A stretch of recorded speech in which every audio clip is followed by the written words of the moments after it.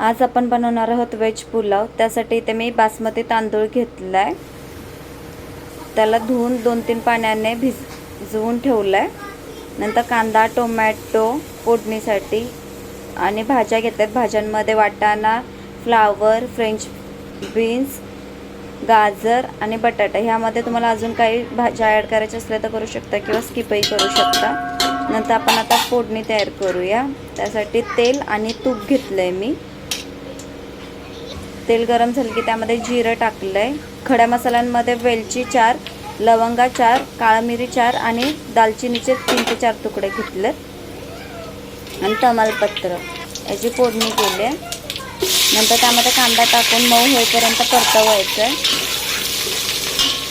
मऊ झाला की त्यामध्ये हिरवी मिरची, कोथिंबीर, पुदिना, आलं आणि लसूण याचं वाटण टाकायचं आणि ते पण परतवून घ्यायचं, त्याचा कच्चापणा जाईपर्यंत। नंतर त्यामध्ये टोमॅटो टाकून घ्यायचं आणि तोही मऊ होईपर्यंत चांगलं शिजवून घ्यायचं।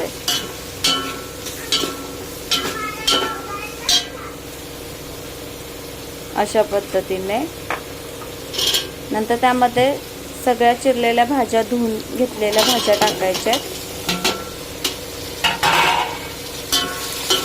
आणि मिक्स करून घ्यायचं। हे बघ, माझा वाटाणा राहिलेला आहे, तो वाटाणा पण टाकते आता।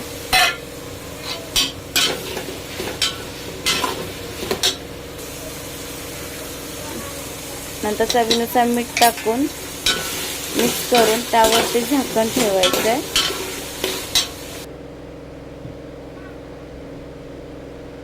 2 मिनिटासाठी। नंतर मिक्स करून घ्यायच्यात भाज्या। हे बघा, भाज्यांना पाणी सुटलंय। मिक्स करून घ्यायचे। नंतर त्यामध्ये आपण धुवून घेतलेला तांदूळ टाकायचा आणि मिक्स करून घेऊन त्यामध्ये पुलाव मसाला टाकलाय मी इथे 2 चमचे।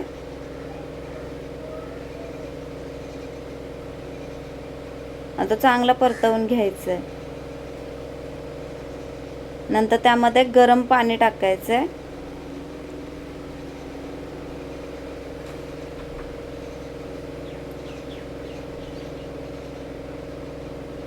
गरम पाणी टाकून पुन्हा एकदा मिक्स करून घ्यायचंय।